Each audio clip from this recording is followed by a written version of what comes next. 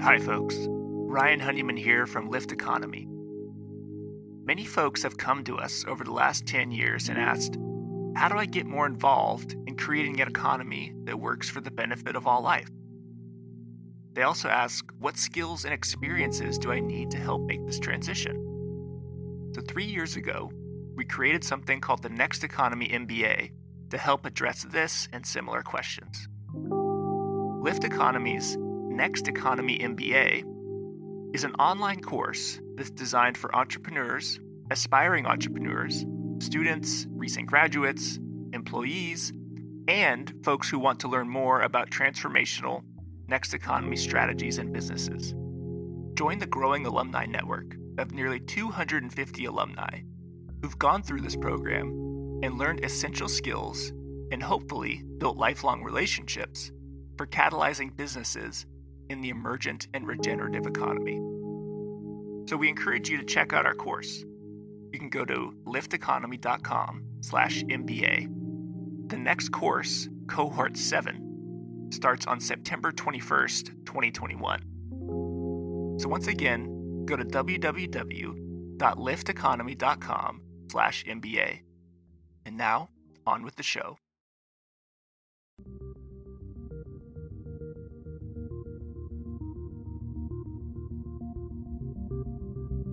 Welcome to Next Economy Now.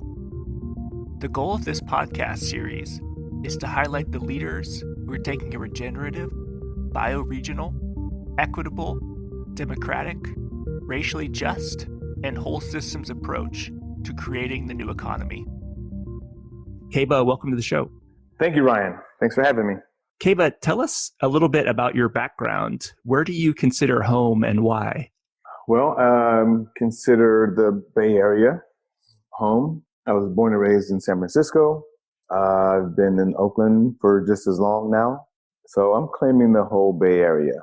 So I was born in 1966 in the Haight-Ashbury district. That's like 1 year off the summer of love, right? Yeah. What was that like growing up in Haight-Ashbury in the 60s and 70s? It was colorful and it was a lot of fun. And, we got out of there in 1972. I was there with my whole family.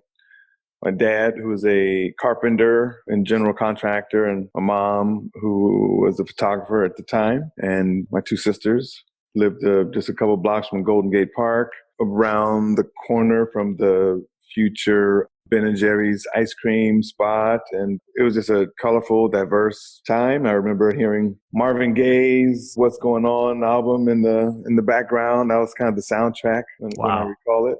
Mm-hmm. That's awesome. And once you moved out of the city, was that to Oakland or?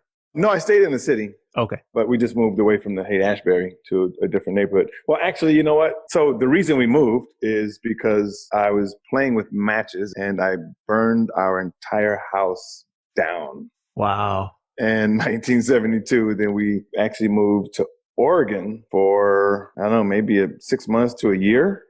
We had a friend who had, some place up there that we kind of found refuge and left the city for a while. But we came back. I have a few memories up in Oregon, really just a kind of a farmhouse that we stayed in. Then we came back and moved over to the Ingleside district off of Ocean Avenue. And that's kind of where I grew up with my family until I moved out on my own. And then I stayed in the Mission District and Potrero Hill before I moved to Oakland. Cool. So you got a lot of neighborhoods in the city. Yeah, sure did. Balboa, I was in the Excelsior district, even had a little stint in Daly City. Yeah, moved around a bit. Nice. So when you were starting early career, was photography your first career choice or what were you doing early in career? Yeah. Yeah, it was photography. I had a bunch of hustles through childhood, through college, everything else. But yeah, photography was the most legitimate one. My mother was a photographer. So she had built out a dark room in our garage. She had a lot of photographer friends. So I really grew up around photography equipment and rigged up lighting systems and dark rooms. And then took a couple classes. But yeah, I was just doing a couple portraits. And then a friend of mine at SF State, Raymond, he was in a band. And so I photographed him. His rap group was called The Coup. His stage name is Boots. And so I went on to photograph more projects for him. And, he's found a lot of success and now has released a movie called Sorry to Bother You, which is based in Oakland. But it was him. And then that led into really, it was really great timing. It was in the super early 90s, probably 91, 92, just as the movement of the whole independent music scene in the Bay Area was bubbling up.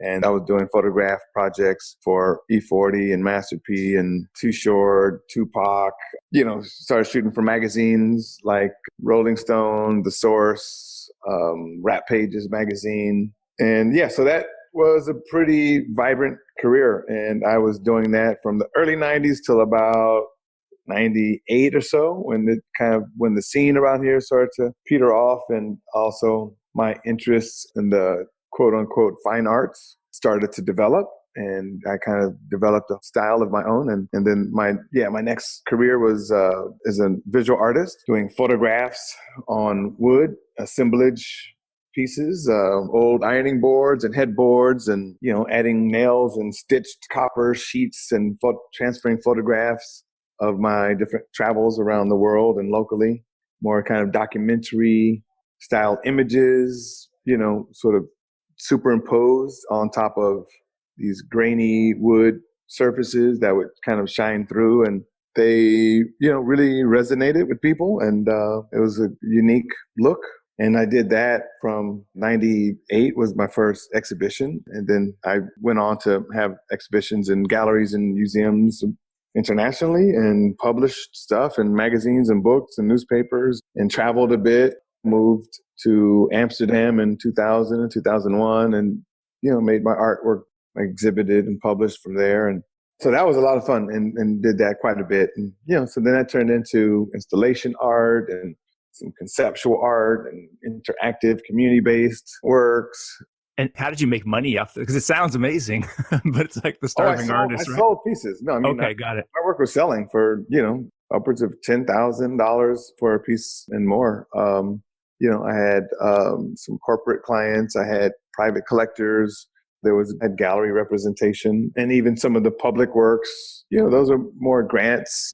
I actually even did some commissioned public works for the Alameda County Juvenile Hall. And I did a whole collection, not a whole collection, I did like 2 major murals called Rethink. And it was like TH, then INK was a separate color. And it was basically photo illustrations of young people with tattoos, but within the tattoos, there were messages, some cautionary, some uplifting, So for instance, someone had a tattoo on their stomach called Hug Life.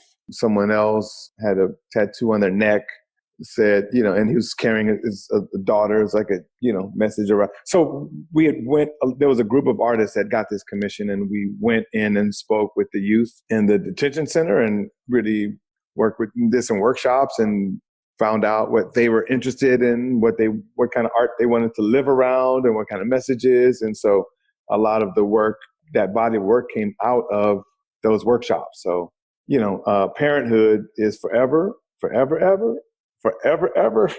So it was some hip hop cultural references. There was, a couple guys, just arms, one helping the other one up. And it, it was like, what's up? One arm said, what's up? And on the other arm it said, my Nia, N-I-A, which is Swahili for purpose. And another one had his shirt off, and on his chest, it was just called, tattooed future leader.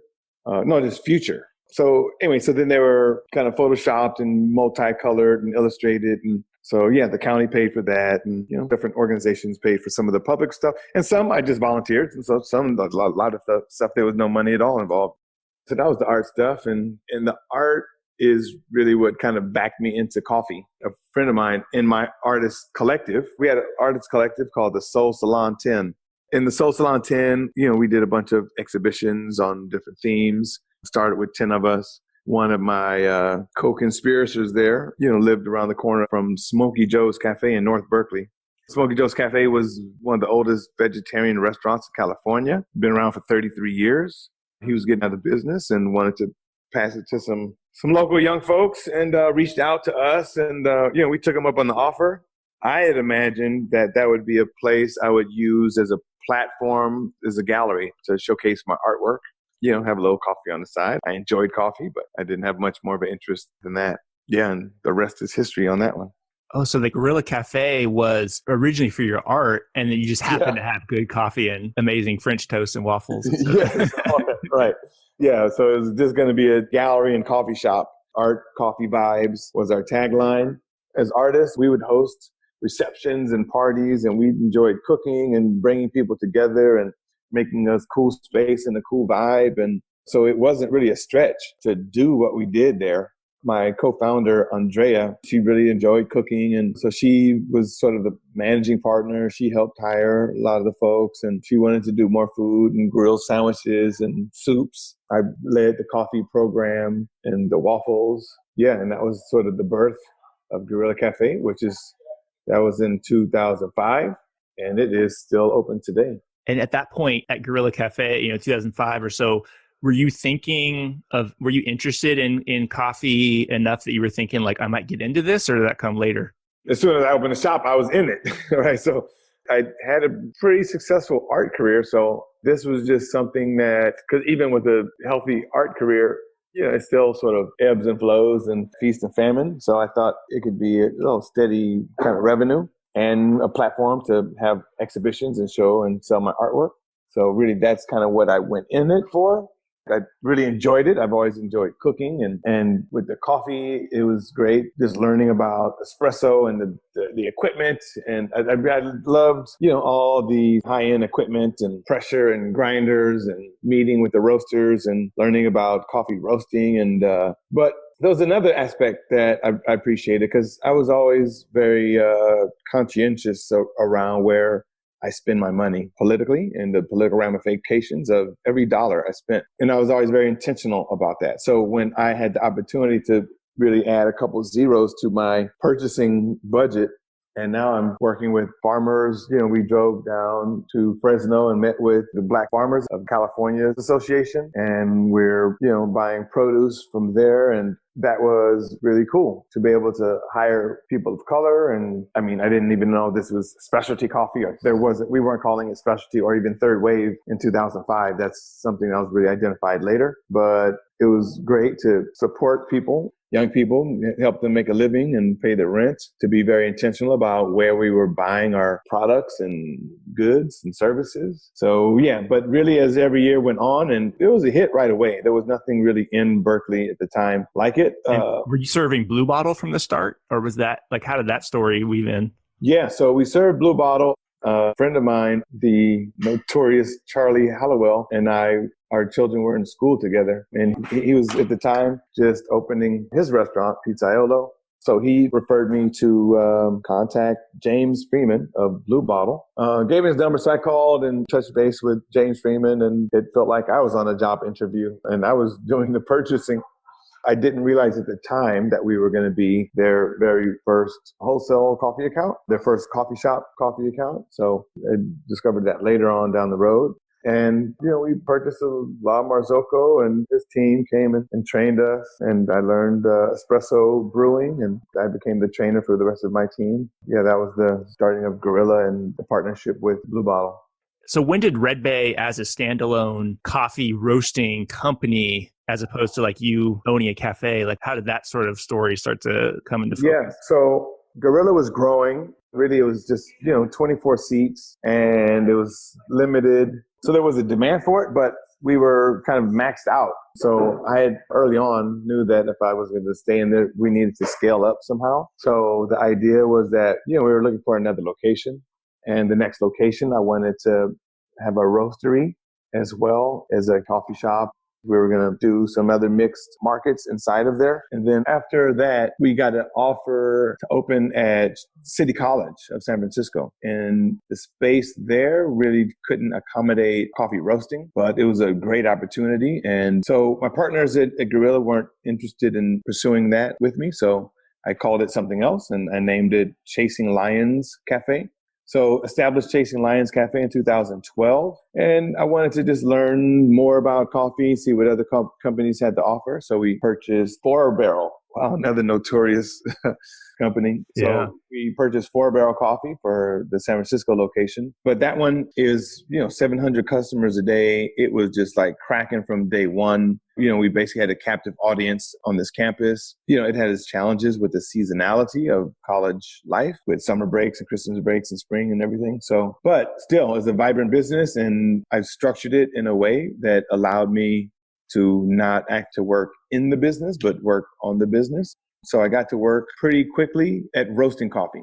It was something I had been wanting to do for a long time. Also, around that time, I went to Senegal. And in Senegal, I stayed with a family who roasted coffee. They were Baifal people, and they had a coffee style called Cafe Tuba. And Cafe Tuba is basically roasting coffee in a pot over an open flame with dried peppercorn. This was then ground in a big giant pour over into a larger pot, added sugar, no milk. And it was a sweet, spicy, and I guess the spice mellows out the caffeine lift. Anyway, so that was Cafe Tuba. So that was sort of a coffee roasting inspiration for me that really demystified the coffee roasting process. Then I basically came home and I got a pot and had a propane stove and started roasting coffee in my yard and tried different things, a wok and a skillet and a whirly pop, and started developing a pretty good little cowboy coffee blend. Eventually, I took some formal classes in coffee roasting and got certified as a master coffee roaster. Then built out a whole sort of laboratory in my garage that I affectionately called the Coffee Dojo. It was like the size of a one-car garage. It was opened, on both ends into the garden, to a lush green garden. So it was a really nice place to work and discover coffee and flavors and blending. And it was just a small roaster, a grinder, and a water boiler and a sink. And that's basically where, I spent about a year training myself and tasting coffee and really developing a palate. And about a year later, I started to pull in a couple folks from my couple cafes who had interest in this also. And basically in February of 2014, we launched Red Bay Coffee from there. Basically put it into both of the cafes that I owned and then kind of just tapped into my community of other restaurateurs and folks and start to grow the company from there. And what does the name mean? Red Bay Coffee is a reference. It's a geographic reference and a product reference. So the red is referring to the red ripe cherry, the coffee cherry. Coffee grows on a shrub. It's a fruit in its peak of flavor when of course, the cherries are ripe red. We work and incentivize our farmers to pick and process the cherries from red. So that's that. And the Bay is right here got established in the beautiful Bay Area. Love it. Yeah, we've talked about this too. And I think one of the distinguishing factors of Red Bay is there's been a lot of, third wave or fourth wave? I can't remember. Like a third wave, I think. Yeah, it's been third wave. Third wave. Okay. We're approaching the fourth wave now. We'll get into that later. Yeah. So third wave has been Intelligentsia, Blue Bottle, Phil's, Sight Glass, but it's all sort of serving the sort of like the white hipster crowd. And in addition to having amazing specialty coffee, you're really bringing a different value proposition, I think. And could you talk a little bit about what makes Red Bay unique or sort of differentiated from some of the other places? Back in 2005, that was really towards the beginning of this third wave movement. A bit before that, up in Portland with Stumptown, and definitely one of the pioneers in this area was Blue Bottle. And what those companies did was they really elevated coffee. They really drew a clear transparency line between where the coffee was coming from, really highlighting the regional and subclimates, microclimates where the coffee was coming from. They, roasted the coffee more gently, really accentuating the floral and fruit notes. They made latte art. So really elevating the culinary delight of the coffee. And ever since then, every other coffee company has followed in that model, right? Just continuing trying to elevate the coffee. So coffee, much like the wine industry, has a scoring basis. So We score coffee from 1 to 100. Anything above 80 is technically specialty coffee. So really, I've seen, these companies just sort of tripping over themselves to try to bring the coffee from a 94 to a 95 or a 94 and a half. So the coffee is excellent. The coffee is delicious. And that really has been figured out 10 years ago. We've had delicious dialed in. And for me, it's been kind of frustrating just to witness that deliciousness is their, sort of pinnacle of achievement. With $50 billion moving through the U.S. market, I feel that really delicious is something that is a basis, and it's creating an economic platform that we can have a much greater impact on the earth, on the community, on the farmers. We could just do so much more. And what we're doing at Red Bay is building off of a lot of the good work happening in Origin, building off of the excellence and delicious coffee here, but really using the platform to, one, reclaim as African Americans, that coffee originated in Africa, as South and Central and Caribbeans, where coffee is growing, right now, and really kind of reclaiming that heritage. That's one piece of it. Also using this platform for more social justice, greater empathy, and greater relations, beneficial relationships at Coffee Origin, and really thinking about the impact of the industry here in the U.S. So those benefits don't just stop at Origin, but we're thinking about the export companies, the import, the equipment, the training, the education, the roasting companies, the specialty coffee shops, all the infrastructure that goes into it. So what we're trying to do is really use that whole industry as a platform to include more people into this industry and spread some of that $50 billion around. Yeah, I've heard you say a lot of people don't know, but the last time a person of color touches the coffee is usually the farmer who grows it, right? It's not, the wealth is not captured along the value chain. I love that you're really trying to redefine what that looks like along all the different places that it touches someone. Yeah. We think about this value chain, and we're trying to, one, spread the wealth, and two, kind of weed out the exploitation along that chain. Obviously, recent big news is, Starbucks, I think it was in Philly, what the female employee called the police on two African-American men who were just simply waiting inside for their friend. Yeah.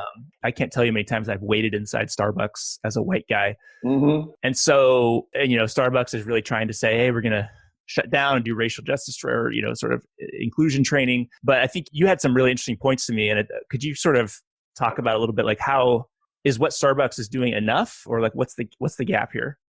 Well, is what they're doing enough? They're responding to a national boycott. So, they're going to try to throw everything they can at it. Some of it is PR fluff, and, some of it is probably genuine efforts. But with a big kind of behemoth company like that, they can't pivot on a dime. They can't just change their culture by shutting all their stores down for a half a day. So, the reality is that this kind of change takes a long time. It really has to start at the top. But if they don't have sort of the inclusion and diversity valued at the very high levels of leadership, executive, and management team, then, this is inevitably what's going to continue to feed the culture there. So, no, it's not enough. Maybe they will improve it. But either way, it's a stale model. It's a industry that is ripe for disruption. They've had basically a monopoly on retail coffee in the US, maybe even globally. And like I said, the culture at the top really is what feeds the culture throughout the entire piece. So, really what we're just seeing caught on video is just one example. And anytime you catch a video of something, you can best believe it's happening day in and day out, other places that are just not being captured. Other videos are coming out. It's not just Philadelphia. It's LA. It's happening in Houston. It's happening in New York. It's happening right here in San Francisco. We're not shy about seizing this opportunity to highlight what an alternative could look like, and what it could look like, a coffee culture that reflects more of, the origin of coffee. It could look like a very inclusive place where not only everyone is welcome, but Africa is celebrated. Much like the Black Panther movie really showed how, something that is very intentionally Black can still be embraced by the entire world and celebrated. Everyone is welcome here. We hire very broadly. We'd love to see that be a guide for other businesses, coffee and beyond coffee.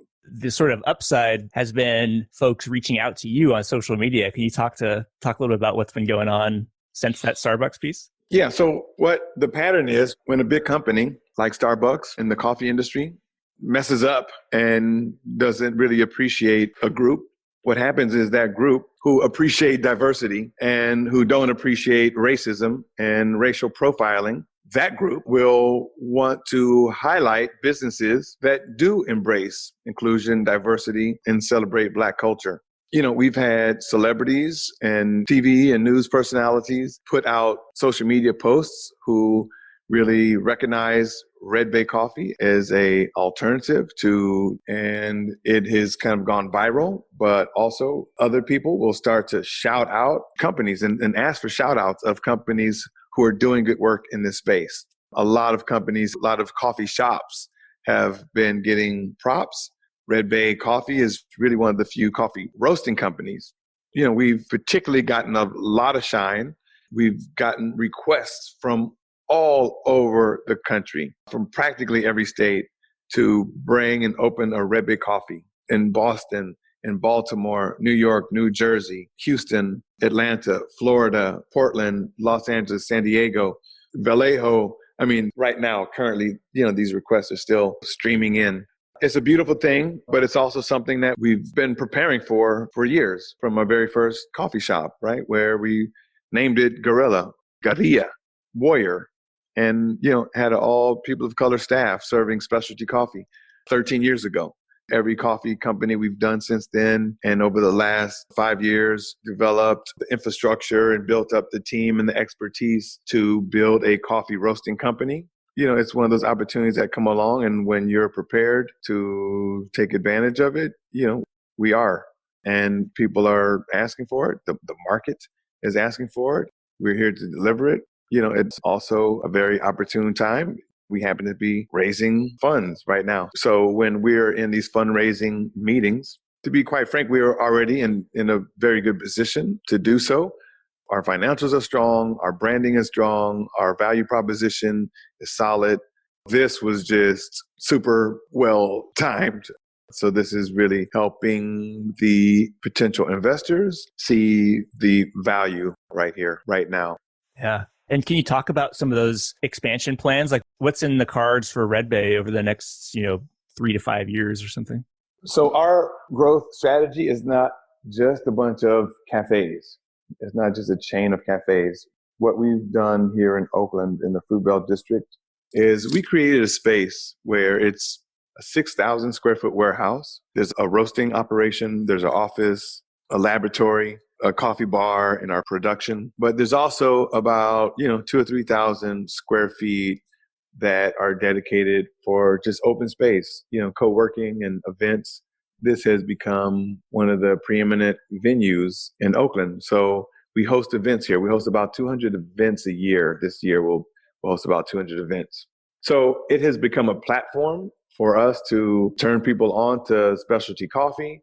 A lot of the events we host are in the spirit of the values that we're promoting in terms of entrepreneurship, in terms of lectures and discussions and films and performances of music and poetry and youth and, women's movements. So there are just a lot of really great energy happening here. So this is actually the model. So this is the hub. Locally, the spokes are our cafe downtown, which is in a converted shipping container. We'll be opening another 4 or 5 coffee shops this year just in the immediate Bay Area. So these are all the retail spokes of the operation.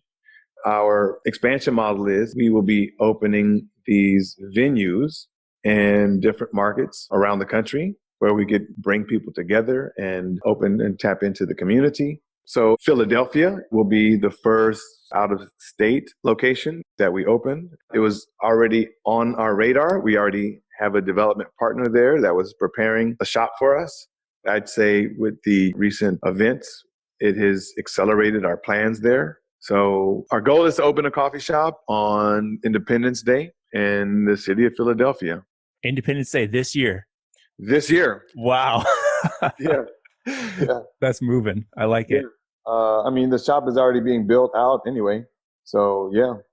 Wow. You're going to have so much business. It's going to be locked down. It's going to be, we may actually even show up, probably telling too much, but we'll probably show up also with a coffee truck. So we'll support whatever else is happening inside. We'll have a coffee truck outside, and it will be moving around the town doing some other things support-wise and getting out the message. I don't know if you knew this, but the B Lab, the nonprofit that certifies B Corps, is based right outside of Philly, or right in Philly, pretty much. I did not know that. That is perfect. And I really hope we have our B certification by the time we get there. Yeah, I got to work on that.